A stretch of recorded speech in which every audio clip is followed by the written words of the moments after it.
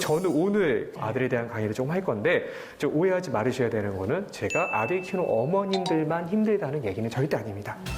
그럼에도 불구하고 제가 오늘 아들 키우는 어머님들 대상으로 얘기를 하고 싶은 가장 큰 이유는 뭐냐면은 아들 키우는 어머님들이 힘듦의 종류가 조금 다르다라는 것을 많이 느껴요. 예를 들면은 자, 딸 키우는 어머님들은 보통 인터넷에 뭔가를 칠 때 딸 키우기를 치면 이런 것들이 주로 뜨는 것 같아요. 자, 딸 키우는 중이 딸 키울만 나겠다. 딸 키울만 나겠네. 뭐 이런 것들이 주로 뜨는 것 같아요. 근데 우리 아들 키우는 어머님들 보면은 아들자만 쳐도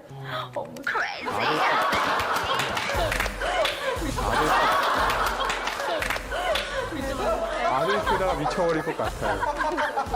검색의 클래스가 다른 것 같아요. 네. 그럼 제가 아들 키우는 어머님들께 한번 물어보겠습니다. 아들 키우기가 쉬우세요? 어려우세요? 어렵죠. 어려우시죠? 어머니 아들 키우세요? 어떠세요? 아들 키우기는? 어렵죠. 힘드시죠? 힘드시죠?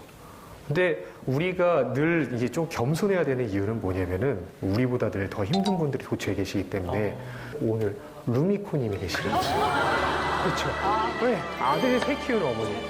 또 한마디 지금 미치겠어요. 그거밖에 없어요. 진짜요. 근데 왜냐면 첫째가 저희도 좀 내성적이에요. 근데 조용한 편이에요. 또 첫째만 데리고 나가면은 그거 안 해요. 진짜 조용해요. 괜찮아요. 근데 둘째가 가면은 그 얌전했던 아이가 갑자기 달라지는 거예요. 시너지가. 네. 거기에다가 셋째는 지금 4살인데요. 말을 제대로 못하니까 이거 형한테 마음에 안 들면 형을 막 때리는 거예요. 난리가 안 치고, 그러니까 밖에 외식을 할 수가 없어요, 진짜로. 그래서 이따가 나가다가 우리 루미코 씨를 잠깐 보게 되면은 가벼운 목내라던가 정말 근데 든든한 부분도 있으시죠? 그렇죠. 네, 아직입니다. 네네. 이거는 우리가 잘 모르는 이유인데요. 그러니까 아들 키우는 어머님들이 있잖아요. 딸 키우는 어머님들에 비해서요. 이것이 조금 짧습니다. 바로 수명.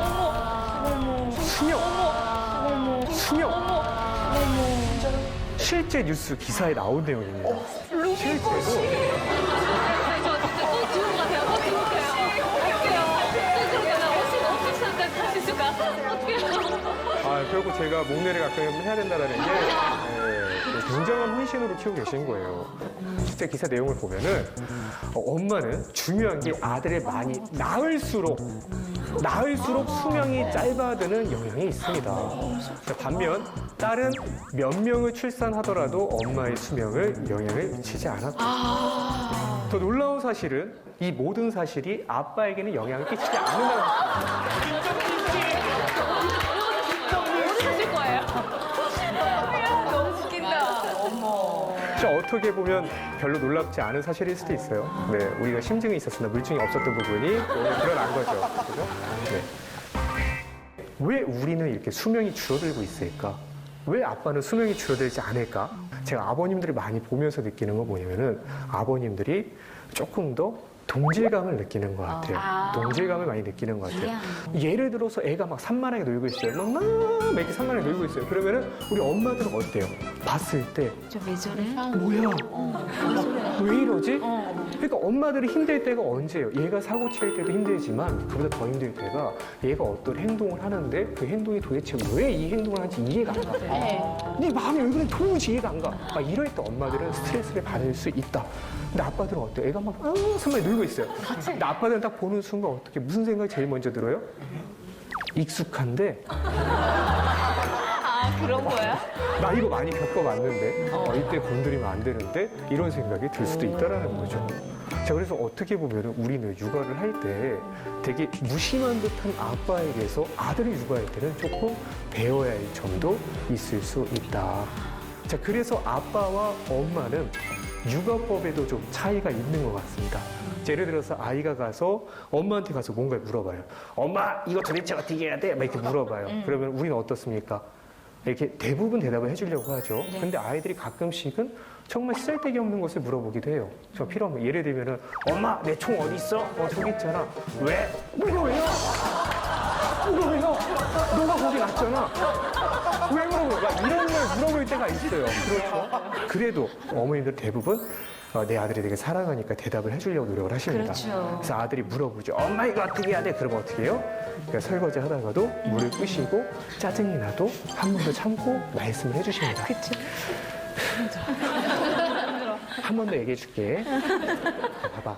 장난감 갖고 와봐. 자, 이렇게 해서 이거 이렇게 끼우면은 이렇게 해서 이게 안 되잖아. 그러니까 이걸 오른쪽으로 끼워야 되고 이렇게 친절하게 되게 설명을 잘 해주시는데 문제는 뭐예요? 물어보고 안 들어. 물어보고 안 들어. 딴짓하고 있습니다. 그럼 기분이 어때요? 그때 수명이 줄어드는 거죠. 속이 터지. 그렇죠. 근데 아빠들은 어떻습니까? 아빠들은 조금 달라요. 그죠? 아들이라서 물어본다. 아빠 이거 어떻게 해야 돼? 물어봅니다. 그 아빠들은 어떻게 하시죠? 모두가 그런 건 아니에요. 되게 자상한 아버님도 계시지만 어떤 아버님들은 되게 무심한 듯 시크한 듯 이렇게 하시기도 합니다. 봐봐. 앉아. 해봐. 좀 이런 식으로. 자, 이런 거 보면 좀 어떤 생각 드십니까? 좀 답답하지 않나요? 이렇게 할 거면 내가 가르칠게 차라리. 막 이 생각이 들 수 있잖아요. 근데 어떻게 보면은 이런 아빠의 무심한 듯한 교육법이 어떨 때는 아들에게 상당한 도움이 되기도 한다.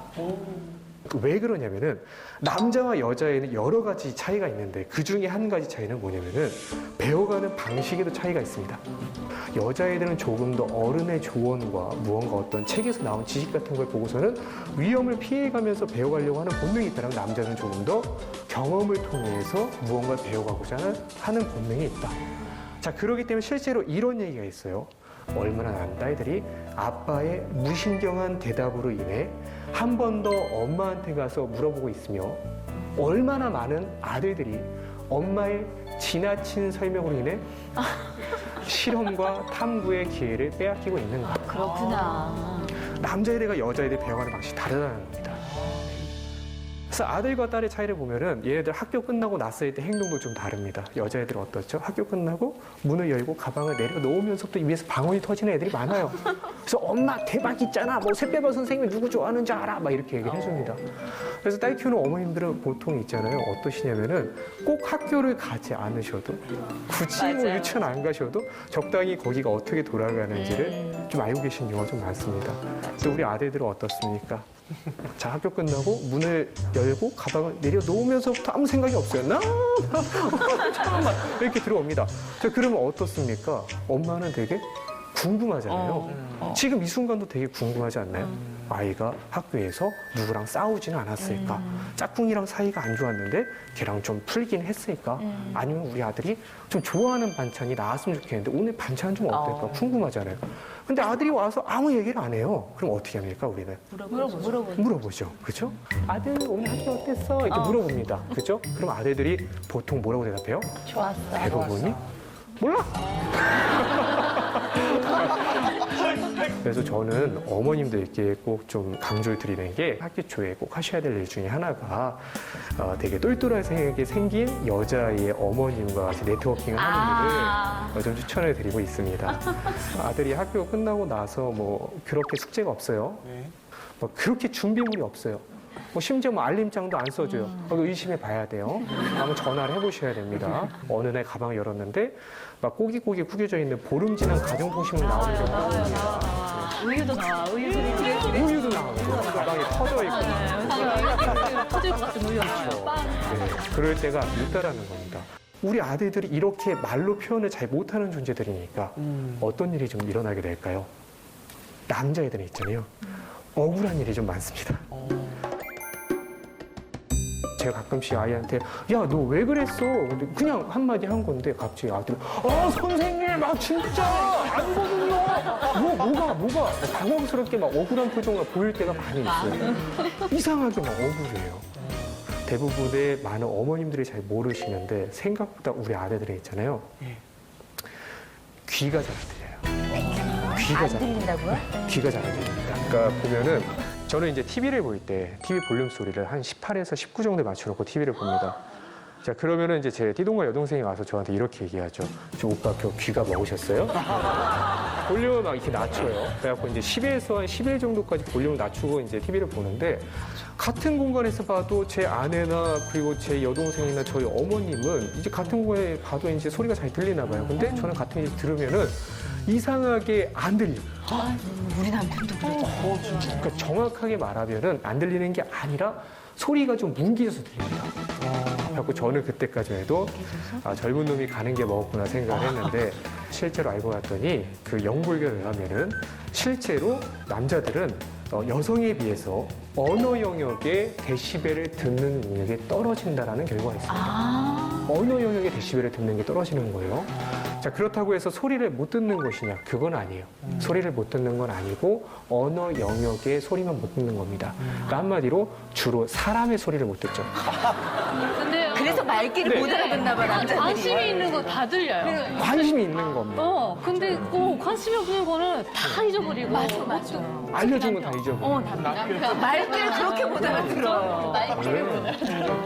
그래서 어떤 일이 생깁니까? 예를 들어서 아이랑 같이 자고 있어요. 남편이랑 나랑 같이 자고 있는데 얘가 막 칭얼대면서 깨기 시작하는데 이러면서 깨요. 둘 중에 한 명이 일어나야 돼.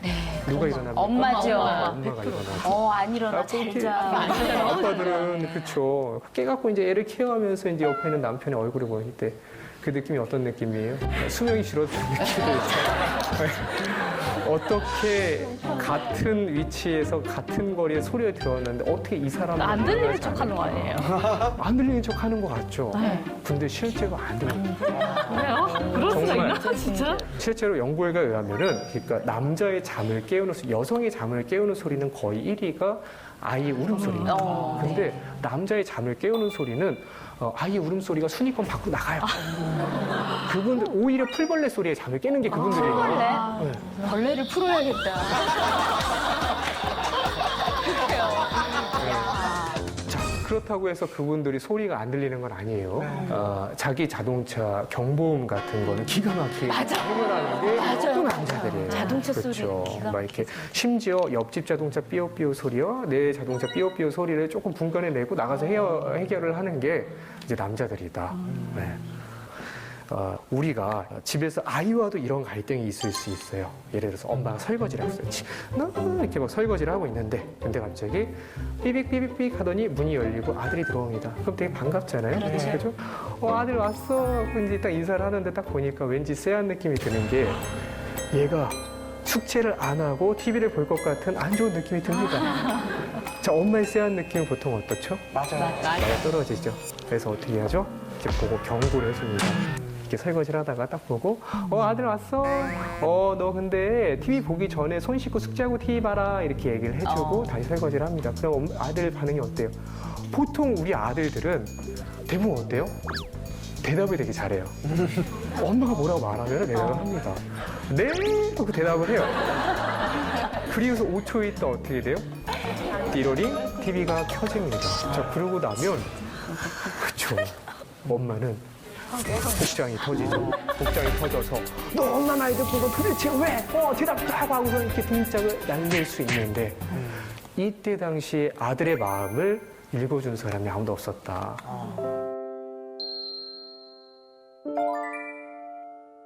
제가 이제 이런 비슷한 경험을 했던 경험이 언제냐면은 어렸을 때 저는 제기차기를 되게 좋아했습니다. 제기차기를 되게 좋아했어요. 근데 어느 날 밖에 비가 되게 많이 와서 제기차기를 할 수 없는 상황이었어요. 그래서 저는 안방에서 제기차기를 했습니다. 그래서 안방에서 제기차기를 하고 있었고 그때 저 어머님이 와서 뒤에서 되게 나지막히 말씀하셨어요. 하지 마. 하지 마. 말씀하셨는데 이제 여기서 비극은 무엇이냐면은 이제 하지 마 하면 뇌로 이렇게 들어가야 되잖아요. 그죠? 근데 하지 마 하면 귀로 들어가서 뇌로 들어가지 않고 귀로 들어가서 입으로 나옵니다. 하지 마. 네. 하지 마. 네. 이렇게 하고 한 번 더 하죠. 그러고 나면 엄마는 어떻습니까? 화가 잔뜩 나서 보시죠. 너 엄마가 하지 말라고 했지? 너 대답했지? 한 번 더 했지? 할 말 있어? 할 말 없는데? 뱃속 깊은 곳에 억울함이 올라온다. 나 엄마 일부러 그런 게 아니거든. 뱃속 깊은 억울한 게 올라올 수 있어요. 자, 이게 실제로 그러니까 남자애들이 귀가 잘 안 들리기 때문에 생기는 현상인데 이런 오해를 받고선 등짝을 맞는 아들들이 얼마나 많은가를 생각해 보면 제가 좀 속상하더라고요. 자, 그래서 지금 여기 계신 분들은 앞으로는 조금 달라지셨으면 좋겠어요. 아이를 보고서는 딱 얘기를 하려고 하는데 약간 쎄한 느낌이 들어요. 그럼 어떻게 해야 돼요? 이렇게 아들 손 씻고 짜짜짜 얘기해봐야 아들 귀에는 잘 안 들린다. 그죠? 뭐 또 어떻게 들려? 이렇게 들린다. 난난난난난난 뭐 이런 식으로 이런 식으로 들릴 거예요. 그 아들은 어떻게 해요? 그러면 이제 난난난난 네 하고 끝나잖아요. 그죠? 네. 그러면 안 된단 말이에요. 그죠? 그러기 때문에 앞으로는 하시다가 아들이 들어오면 할 얘기가 있다. 그러면은 설거지하던 물을 끄시고 고무장을 벗으세요. 그 다음에 뒤로 돌으셔서 아들의 시선을 뺏는 겁니다. 아들? 아들? 아들? 아들? 뮤지컬이야? 그럼 아들이 뭐야 엄마 왜 저러지 그럴 거예요. 볼 때 얼굴을 탁 부여잡으세요. 그리고 나서 정확하게 얘기해 주는 겁니다. 아들 너 TV 보기 전에 손 씻고 숙제하고 TV 봐라 하고서 정확하게 이렇게 귀로 들어가서 입으로 나오지 않게 이렇게 눈으로 뇌에다 정확하게 이렇게 해주고 나면 오해가 좀 줄어들 수 있다. 이 노하우가 되게 도움이 된다는 평을 많이 받는데요. 왜 그러냐면은 그 집에 귀 안 들리는 분이 한 분 더 계시거든요. 그렇죠. 네, 그분이 그렇게 마찬가지라고 하시더라고요. 뭐 프로야구 보고 계세요. 이렇게 프로야구 보고 있을 때 옆에 가서 이제 얘기를 합니다. 뭐 여보 이거 야구 끝나고 나서 은행 후보 부탁해요라고 얘기했어요. 근데 남편분이 들은 거에 못 들은 거예요. 못 들은 거예요. 그죠? 그때 이제 뭐 우리가 막 이렇게 대답도 하고 막 안 해주면 어떡하냐 뭐 이렇게 할 필요가 있다 없다. 없어요. 그렇게 하지 마시고 어떻게 하세요? 설거지하던 물을 끄시고 고무장갑 벗으시고 내려오셔서 쳐다볼 때 얼굴이 보여져 이렇게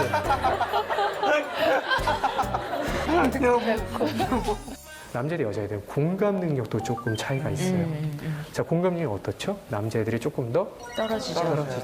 그러다 보니까 이런 일이 벌어지면 예를 들어서 엄마가 막 청소하고 있으면 막 청소하다가 새끼발가락이 문지방에 딱 찍혀서 막 벌써 너무 아프죠? 막 생각만 해도 막 너무 아파요. 눈물이 막 이렇게 막 떨어지고 있습니다. 그때 있는 옆에 있는 아이가 딸일 경우 어떻습니까? 엄마, 같이 울어주죠. 괜찮아. 그죠? 같이 울어주죠. 엄마가 죽으면 없는 거야. 울어주는 게 여자애들 너무 예뻐. 아들은 어떻습니까? 안 웃으면 다행이에요. 통통 비웃습니다. 엄마 되게 막 비웃다가 사태가 심각해. 엄마 웃지 않아. 나 진짜 죽을 것 같아. 막 이러고 엄마가 힘들어해. 그럼 어떻게 합니까? 그 다음 버전은 해결. 심각하네. 해결을 해야겠는데 피가 나나? 피나면 휴지를 하는데 피는 안 나. 근데 할 일이 없어. 돌아가는 게 남자들이다. 공감 능력이 좀 낮은 대신에 뭐가 올라와서 그래요? 논리 지능이 조금 더 발달되어 있기 때문에 보편적으로 남자들 이렇게 사고를 한다라는 거죠. 자, 그래서 우리가 훈육을 할 때도 있잖아요. 우리가 흔히 생각하는 대로 훈육이 안 될 때가 있을 거예요. 저기 저 멀리서 애 우는 소리가 들리기 시작합니다. 엥 하고 애가 울기 시작해요. 그래서 엄마가 막 뛰어갔어요. 뛰어갔더니 우리 애가 우는 게 아니라 우리 애랑 같이 놀고 있던 철수가 울고 있는 거야. 그래서 상황을 딱 봤다 보아하니 우리 아이가 장난감 철수 머리에 이렇게 꽁 찍었습니다. 그리고 철수 막 울고 있고 우리 애는 막 모른 척하고 있어. 얘가 왜 저래? 분위기 보면 아시잖아요. 그죠? 우리 애가 철수를 때렸으니까 혼내야죠. 그리고 어떻게 해요? 들쳐안고 그냥 국립한푼 막 하나요? 그러진 않죠. 어떻게 하죠? 아이를 앉혀놓고 그다음에 먼저 아이한테 좀 교감을 하게 시키죠. 너가 왜 잘못했는지 인정하게 만들어야 되잖아요. 그래서 민준아 봐봐. 너 만약에 철수가 너 머리 이렇게 찍었으면 너 기분 어땠어? 그렇지. 물어봅니다. 그럼 사람이라면 어떻게 대답해야 돼요? 보통 이렇게 대답을 해야 된다는 게 엄마들의 생각일 거예요.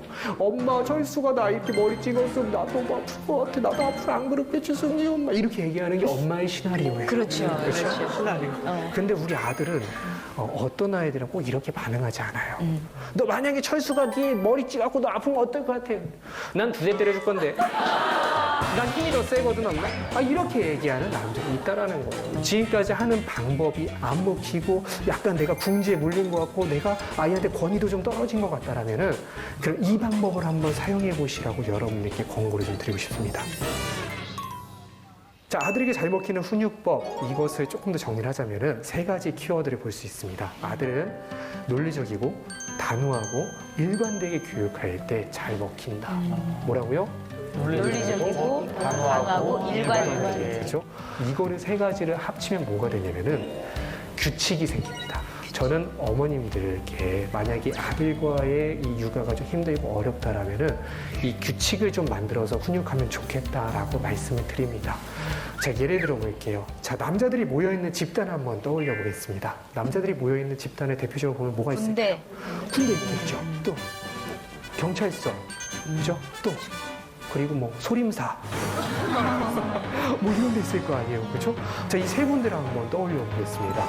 규칙이 있어요, 없어요? 네, 있죠. 규칙. 강해요, 약해요? 강하죠. 아, 제가 옛날에 군대에 있을 때는 군대 이런 규칙이 있기도 했어요. 어떤 규칙이었냐면은 밥을 먹을 때 물을 말아 먹으면 안 된다는 이상한 규칙이 있었어요. 왜? 모르시겠죠? 네. 저도 몰랐어요. 그래서 군대 가고 밥 먹을 때 물을 말아 먹었습니다. 그러다 엄청 혼났어요. 살면서 먹으려고 다 먹은 것 같아요. 그날 저녁에 저는 물어봅니다. 김상병님께. 김상병님, 근데 왜 도대체 밥 먹을 때 물 말아 먹으면 안 되는 겁니까? 그때 김상병이 뭐라 그랬는지 아세요? 군대니까. 근데 묘하게 설득력이 있어. 여기서 말씀드리고 싶은 건 뭐냐면은 남자들이 있잖아요. 규칙을 형성하기 전까지 되게 어려운데 형성이 되고 나면 그걸 맹목적으로 따르는 것도 남자들이다.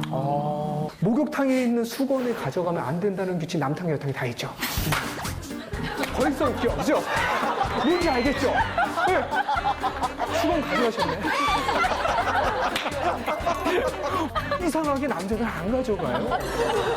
뭐 수건 가져가지 말기 집체 교육 받은 것도 아닌데, 근데 이상하게 남자들 안 가져가요. 이게 남자들의 포인트가 될 수 있다. 오히려 여자애들은 규칙에 의해 손을 냈어도 엄마한테 감정이 생길 수 있어요. 아무리 규칙이라도 어르신 나한테 이런 마음이 생길 수 있어요. 근데 남자는 어때요? 규칙이면 규칙이구나 하고 규칙이니까.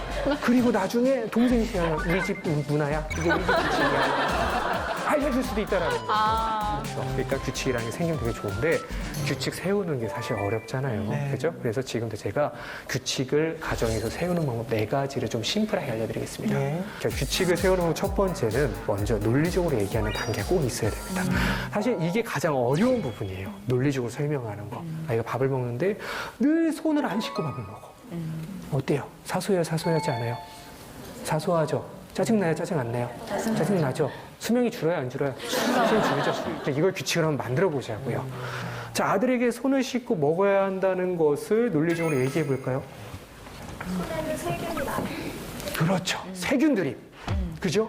세균 드립 우리 많이 하잖아요. 그죠? 야, 너 손 안 씻고 밥 먹으면 네 세균이 네 뱃속에 들어가고 네가 몸이 아플 수 있어 라고 얘기합니다. 논리적이지 않아요? 논리적이죠. 논리적이죠. 먹혀요, 안 먹혀요? 그렇죠. 그렇게 호락호락한 존재들이 아니에요. 그렇게 쉽지 않아요, 우리 아들은. 그렇죠? 어떻게 해야 됩니까? 어떻게 해야 돼요? 조금 바꿔야 됩니다. 논리적으로 설명하되 가장 중요한 거. 그 아들이 생각하는 가치관과 결부시켜 논리적으로 얘기해야 돼요. 자, 어떻게 해야 될까요? 이렇게 말씀하시는 겁니다. 아들, 너 손 안 씻고 밥 먹으면 네 세균이 손에 있던 게 뱃속에 들어 네가 아플 수 있어. 들려요, 안 들려요? 안 들려요. 들리죠? 그 다음 얘기가 중요한 거예요. 그러면 네가 좋아하는 자전거 하러 못 타. 이 얘기가 중요한 거예요.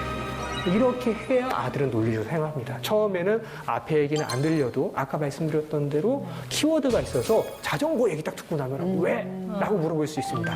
엄마 왜 내가 자전거를 못 타? 왜? 물어봐요. 그럼 다시 한번 설명하는 겁니다. 그땐 귀가 열린 거예요. 다시 한번 설명하는 거예요. 아들 봐봐, 너 손 안 씻고 밥 먹으면 네 손에 있던 세균이 뱃속에 들어올 수 있지. 그래서 네가 아플 수 있지. 아프면 어떻게 돼? 자전거 하러 못 하게 되지. 이렇게 되는 거야. 알겠지? 그렇기 때문에 꼭 손을 씻고 밥을 먹어야 되라고 얘기를 합니다. 그 아들이 그때서는 수긍을 해요. 아, 내가 손을 씻어야 되는 이유는 자전거 때문이구나. 라고 수긍을 합니다. 그리고 가서 손을 씻고 와요. 자, 근데 우리가 원하는 건 뭐예요? 일회성 설득이에요? 영구적인 설득이에요? 영구적. 영구적인 설득이죠. 이때 중요한 포인트. 아이가 수긍했을 때 그때 규칙을 형성하는 겁니다. 규칙을 이때 형성을 해야 돼. 이렇게 얘기하는 거죠. 아들 봐봐. 앞으로 엄마는 너가 매일매일 자전거를 탔으면 좋겠어. 그렇기 때문에 지금부터 규칙을 만들 건데 손을 3번 안 씻고 밥을 먹으면 하루 자전거 못하는 규칙을 만들자라고 얘기하는 겁니다. 그때 얘기해야지 수긍을 합니다. 왜? 이 규칙이 존재하는 이유는 엄마의 편의를 위해서요. 자기를 말이죠. 위해서. 자기를 위해서. 너의 자전거 타는 라이프 스타일을 위해서 존재하는 거야. 라고 얘기를 해주는 거죠. 자, 그러면 아들이 설득이 됩니다. 알았어. 라고 얘기를 합니다. 3번째. 앞으로 아이가 그 똑같은 행동을 또 할 거예요. 분명히. 손은 안 씻고 또 밥을 먹을 겁니다. 그러면은 엄마가 그때 어때요? 사실. 감정이 올라올 수 있어요. 내가 1단계, 2단계를 강사님 말씀 듣고 얼마나 열심히 생각을 했는데 3단계까지 왔어. 넌 정말, 응? 막 이렇게 나올 수 있다는 거죠. 감정을 쏟을 필요가 없이 이렇게 하시는 겁니다. 경고를 주는 겁니다. 되게 우아하고 아들을 위한다는 표정으로 어머, 손 한 번 안 씻고 먹었구나. 어떡하지? 경고 하나. 이렇게 하시면 돼요. 자, 이러면 어떤 효과가 있느냐? 감정으로 아무리 얘기해봐야 소용이 없던 아들이 스코어에 무너지는 거 볼 수 있습니다. 스코어. 이상하게 남자들은 스코어에 민감해요. 엄마가 경고 한번 줍니다. 아들 너 이렇게 어떻게 경고 하나요? 그러면 반응이 나 경고 하나 받았어. 없어지면 안 돼. 경고 없어지면 안 돼. 왜 이런다. 그게 뭐라고? 별것도 아닌데 이런 반응을 의도가 있다라는 거죠. 자, 3번째, 경고를 줘라. 경고를 세라. 감정을 쏟지 말고. 4번째, 엄마가 경고를 줘도 아이가 손을 3번이나 안 쉬고 밥을 먹는 날이 그날이 올 거예요. 자, 그때 어떻게 해야 돼요? 엄마도 애가 자전거 타는 거 보고 싶은 날이 있어요. 날씨가 너무 좋아. 우리 아들이 이 새 자전거 타고 막 나가는 거 내가 보고 싶어. 근데 경고를 3번이나 어겼어. 막 엄마도 화가 나면 막 감정을 쏟아요. 근데 그럴 필요 있어요? 없어요. 어떻게 해야 돼요? 어떻게 아들 너 자전거를 못 타겠는데 손을 벌써 3번이나 안 씻고 밥을 먹었잖아 하면서 자전거를 쇠사슬로 묶어버리고 싶어요. 쇠사슬로 묶어버리고 싶어요. 이게 단호함이라는 거예요. 이게 단호함이에요. 이 단계가 제일 중요합니다. 많은 어머님들이 여기서 무너지실 때가 있어요. 특히 이제 언제 무너져요? 막 이렇게 아들이 귀여운 표정 지을 때. 죄송해요. 이러면서 애가 너무 귀여워. 내 아들이지만. 그리고 너 엄마가 진짜 자전거 진짜 그냥 오늘만 타. 단연컨대 이게 최악이에요. 왜? 이렇게 하고 나면 규칙 훈육법이 무너지는 게 아니라 새로운 규칙이 생깁니다. 엄마의 잔소리는 견딜 만한 가치가 있다는 규칙. 엄마의 폭풍이 지나가고 나면 나는 열매를 얻을 수 있다는 규칙이 생기는 거예요. 그러고 나면 어떻게 돼요? 엄마가 더 잔소리할 때마다 더 강하게 버티죠. 너 왜? 이렇게 버티게 되는 아이들 보면은 이런 과정들이 알게 모르게 있었다더라. 그렇구나. 근데 이런 규칙을 형용하다 보면은 가끔씩 이럴 때가 있어요. 우리 아들 중에서 되게 말을 되게 잘하는 애들이 있거든요. 근데 그런 애들 이런 얘기 할 때가 있습니다. 엄마, 근데 옆집에 있는 철수는 이런 규칙이 없는데 왜 나만 이런 규칙이 있는 거지? 이런 얘기 할 때가 있어요. 자, 어떻게 말씀하시겠어요? 그 집 나가면 얘기해. 철수 집 가서 살아. 그 집 가서 살아. 니네. 너 철수가 죽으면 죽을래? 호흡하기 얘기를 우리가 많이 하는데 이 얘기에 대한 대응법 알려드릴게요. 보통 우리 아들이 물어볼 때마다 막 논리적으로 대답하려고 어머니 많이 하시는데 그럴 때 있잖아요. 엄마가 말싸움으로 이겨도 중간이고 치면 엄청 손해예요. 그래서 저는 뭐라고 말씀드리냐면은 전부 다 대답할 필요는 없다. 그렇구나. 아들. 전부 다 대답할 필요는 없어요. 아이한테 1단계, 2단계 없이 그때 설명을 하고 있다는 건 좀 힘들 수 있어요. 근데 엄마가 미리 싹을 뿌리고 1단계, 2단계를 통해서 논리적으로 너를 위해서 이런 규칙을 만드는 거야 라는 것들 지속적으로 얘기를 해왔고 그랬다라면은 4단계, 3단계에서 아이가 말을 안 들을 때 조금 더 단호하게 된다. 오늘 강의를 제가 이렇게 하고 나면은 많은 분들이 집에 가실 때 아마 A4 용지를 사갖고 가지 않을까. 그래서 아들 앉아봐. 지금부터 규칙을 세울 거야. 너가 얼마나 말을 안 듣는 아이인지 이제 알려줄게. 막 이러면서 규칙을 1번 막 이렇게 세울 수 있어요. 근데 이거는 좋을까요? 좋지 않을까요? 좋지 않을까요? 좋지 않습니다. 규칙 훈육법에 맹점이 있습니다. 어떤? 엄마가 못 지키면 끝이라는 거예요. 보통 엄마들이 많은 규칙을 세우고 스스로 무너뜨리고 오늘만 할까? 오늘만 조금 타협을 하면서 아이가 그 모습을 보고 배웁니다. 저 같은 경우에는 게임을 실제로 좋아하긴 했었어요. 네, 네. 게임 중독일 경우 엄마가 조금 어떻게 행동을 해줘야 좋을지 약간 이런 걸 좀 궁금한 것 같습니다. 아, 게임 중독. 네네. 제가 저희 어머님과 부부로 갈등이 좀 깊었던 사람이기 때문에 아, 제가 어렸을 때 고등학교 1학년 때 디아블로라는 게임을 되게 좋아했어요. 디아블로 아세요? 안 해봤으면 말을 못합니다.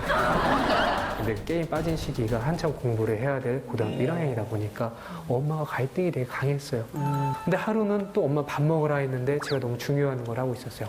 엄마 나 이것만 깨고 나 되게 중요한 거야. 그랬더니 엄마가 뚜껑이 완전히 열리시는 거죠. 너 정말 미쳤어. 밥보다 중요한 게임이 어디 있어? 맞는 말이죠. 그때 코드를 팍 끊어버렸어요. 저희 어머니 원하셨던 건 아마 이랬던 것 같아요. 엄마, 내가 왜 이렇게 게임에 빠져 있었지? 정말 밥 먹어야 돼. 엄마, 고마워. 막 이런 걸 좀 원하셨던 것 같은데, 보통 이렇게 안 되죠. 그죠? 엄마가 코드를 뽑는 순간, 저와의 엄마의 교감 코드도 팍 같이 뽑혀버립니다. 자, 그리고 나서 이제 저는 엄마를 교감하기 싫었어요. 엄마랑 마주치는 것도 싫어서 그다음부터는 최대한 학교에서 늦게 왔습니다. 전화해서 동생이 전화 받으면 엄마 언제 오시냐고 엄마 집에 있으면은 그러면 안 들어가. 엄마 없을 때 들어가고 그렇게 했어요. 또 어느 날 분명히 동생이 집에 엄마 없다 그랬고 들어갔는데 엄마 계시더라고요. 근데 어쩔 수 없이 그냥 불편한 상태에서 게임을 했어요. 게임을 막 하고 있는데 근데 엄마가 그날은 진짜 작정하고 쳐다보시더라고요, 뒤에서. 저도 불만이 사이드로 쌓였어요. 그래서 역사가 바뀌는 얘기를 제가 그때 한마디 합니다. 너무 화가 나서 엄마를 뒤로 이렇게 소리쳤어요. 엄마! 이렇게 게임을 막 하고 있는데 근데 엄마가 그날은 진짜 작정하고 쳐다보시더라고요, 뒤에서. 이렇게. 저도 불만이 사이드로 쌓였어요. 그래서 역사가 바뀌는 얘기를 제가 그때 한마디 합니다. 너무 화가 나서 엄마를 뒤로 이렇게 소리쳤어요. 엄마! 해볼래? 해볼래? 엄마 이거 빨간색은 에너지고 파란색은 마법을 쓸 수 있는 힘이거든. 일로 와서 엄마 해볼래? 엄마 아유 안 해. 엄마 보석 좋아하지? 토파즈 되게 많아. 토파즈 있어. 그리고 나서 제가 화장실 갔다 왔는데 엄마 죽고 계시더라고요. 제가 그날 엄마의 정신 건강을 위해서 제가 디아블로 계정을 하나 만들어드렸어요. 그리고 나서 놀라운 일이 벌어졌어요. 다음날 학교 끝나고 집에 왔는데 엄마가 디아블로 하고 계시더라고요. 그리고 나서부터 대화가 다시 살아나기 시작했어요. 근데 물론 되게 바람직한 대화는 아니었어요. 엄마가 막 학교 끝나고 오면 막 버선발로 나가고 엄마 아이템 주셨는데 막 이게 뭐야. 그리고 무엇보다 제 친구들이랑 되게 가까워지셨어요. 제 친구들이랑 같이 파티를 맺고 목을 잡고 다니시고 그럼 너무 가까워지신 거예요. 엄마가. 그래도 어느 날 제 친구가 저한테 그렇게 얘기하더라고요. 민준아 너는 되게 좋겠다. 너희 엄마 같은 사람이랑 살아서. 너무 충격적이었어요. 네가 한번 살아봐. 네가 한번 살아봐. 이게 울면서 올라오는데 이렇게 엄마랑 같이 게임을 하기 시작한 지 4개월 만에 죽어도 끊기 힘들었던 게임을 끊게 되었습니다. 엄마가 어떤 조언을 해도 제 귀에 들리지가 않았어요, 이전에는. 특히 엄마가 친구 얘기했을 때 민준아 너 정욱이 별로 이렇게 얘기하면 엄마 정욱에 대해서 엄마 뭘 한다 그래. 이 얘기가 대뜸 나가거든요. 근데 엄마가 같이 게임을 하다가 얘기하는 말은 달라. 민준아 엄마가 던전 3에서 정욱이한테 쩔당하고 있었는데 정욱이 도망가더라. 너 조심해야 된다. 그 얘기하는데 그게 그렇게 와닿아. 그렇게 와닿아. 예전에는 엄마는 그냥 게임의 코드를 뽑은 순간 뭘 모르는 사람이었거든요. 근데 내 세계에 들어오고 나서부터는 뭘 좀 아는 사람이 된 거죠. 그리고 나서 엄마가 나의 대화에 귀를 기울여주고 나서 나도 엄마의 얘기에 귀를 기울이게 되더라고요. 엄마가 뭐 개모임 했던 얘기, 개모임에서 누가 도망간 얘기 막 이런 얘기 하는데 삶의 지혜가 다 있어. 그런 걸 듣다 보니까 엄마랑 가까워지고 엄마랑 게임에 대한 것도 객관적으로 얘기를 하게 되고 얘가 내가 너무 모르는 세계에 있어. 나도 얘가 모르는 세계에 있어. 일로 와 얘기하는 게 아니라 우리가 다가가야 된다 생각. 그 세계에 들어가 봐야 아이한테 다른 조언을 해줄 수 있다는 것가 있습니다.